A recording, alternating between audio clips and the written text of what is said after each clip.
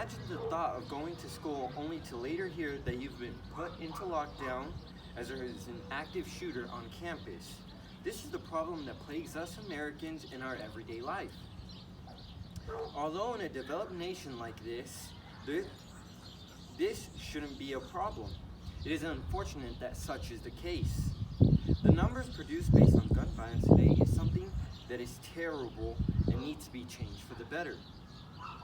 Today I will be discussing the outgoing problems with the rise of domestic gun violence, the major problems that are causing this, and finally the solutions to take in order to combat this problem. The problem plaguing us today is something that should no longer be there and is something that we as a society should fix. The amount of control over gun legislation is something that cannot be overlooked anymore and is something that we must fix to allow people to live safely. According to BBC.org, last updated August 5th, 2019, it states there have been more than 110 mass shootings in the U.S. since 1982, according to the investigative magazine Mother Jones. In the year 2016 alone, 71 different people had died due to the cause of mass shootings. Mass shootings being considered attacks on 3 or more victims, this number is higher than it should be. In total, since 1982, there have been more than 182 mass shootings, which is a terribly high number, even with gang-related violence omitted from this. Although these numbers may seem high, mass shootings are not the only thing that goes into just how much gun violence there is. Stated on the CDC.gov website, last reviewed April 13, 2018, it states that in California alone had about 3,184 deaths caused by firearms. This number is relatively high as it helps to account for about 7.9% of the national firearm deaths. This also includes about a 12% rate of death when adjusted for age. This comes even worse as this number comes higher in the U.S. total rate, with an increase of 0.2% over the last years. Although the numbers for California may seem relatively smaller, this does not explain just how big a problem it is in this nation. According to PewResearch.org, last updated August 16, 2019, it states, in 2017, the most recent year for which complete data is available, 39,773 people died from gun-related injuries in the U.S. This number shows just the sheer amount of gun violence there is in a year in America. By defining it into categories, about 6 in 10 deaths were due to suicide, while about 37% of those deaths were from murder.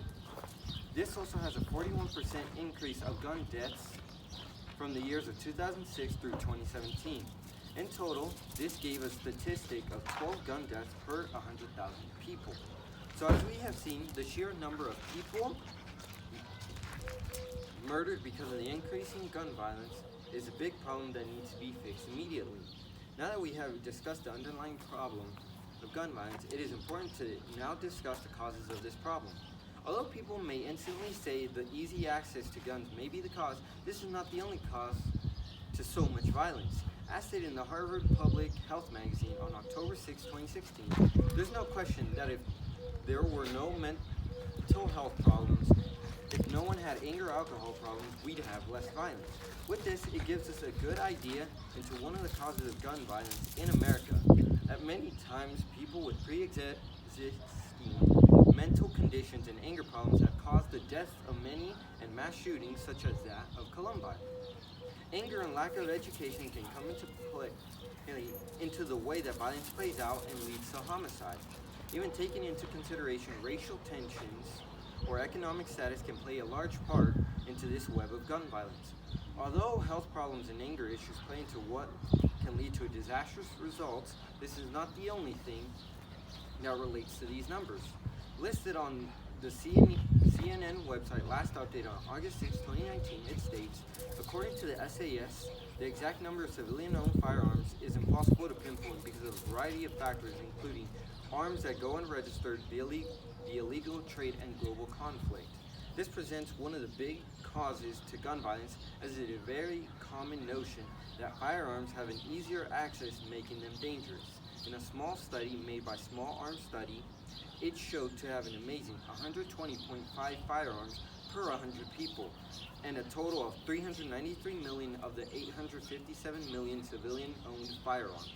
This shows the easy access people may have in accessing a gun, or simply the fact that in some states don't require states to lock away firearms from those not being able to use them.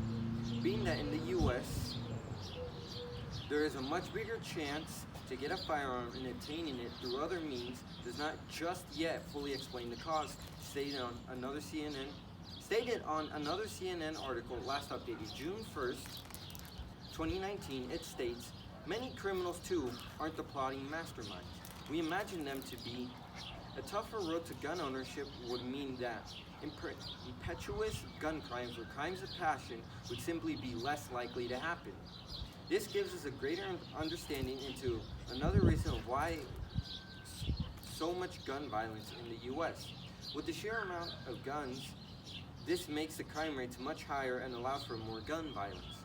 Even with the excuse for self-protection, at many times these guns end up falling into the wrong hands. As we have seen, the causes of gun violence are a major issue simply through the ways they access them and how many there are. Now that we have discussed the problems and causes for all this gun violence, it is now time to present a way in which we can combat this major issue. Although we cannot completely remove firearms within this nation, we can do a much better job in removing the terrible gun violence statistics. In a CNN article, last updated March 7, 2018, it states, in Kennesaw, Georgia, local law says that every head of a household residing in city limits is required to maintain a firearm. If you're going to commit a crime in Kennesaw and you're the criminal, are you going to take a chance that the homeowner is a law-abiding citizen? In this specific solution, the approach made by local law back in 1982 saw the use of a mandate to own a firearm. Although this was enacted almost 3 decades ago and is not strictly enforced today, it has shown its importance through being implemented. Such is provided by having an almost 2% crime rate and only 1 murder in 6 years from when the article was published. Although mandating citizens to own a firearm could be a solution, it is not the only way the gun violence problem can be solved. On the NRA website, under the America's First Freedom articles, last updated September 22nd, 2019, it states, anti-gun approaches to violent crime like mandatory storage or prohibiting concealed carry are not just flawed approaches to addressing criminal activity. They are potentially deadly for law-abiding gun owners and other citizens.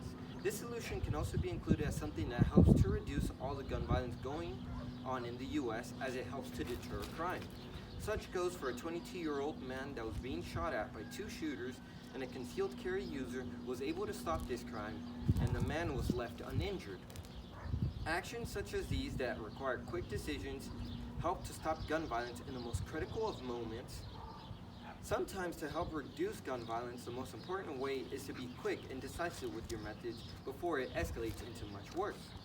Stated on everytownresearch.org, last update, June 16, 2016, cities can help break the cycle of violence and retaliation by running programs that focus on places and people most likely to be affected.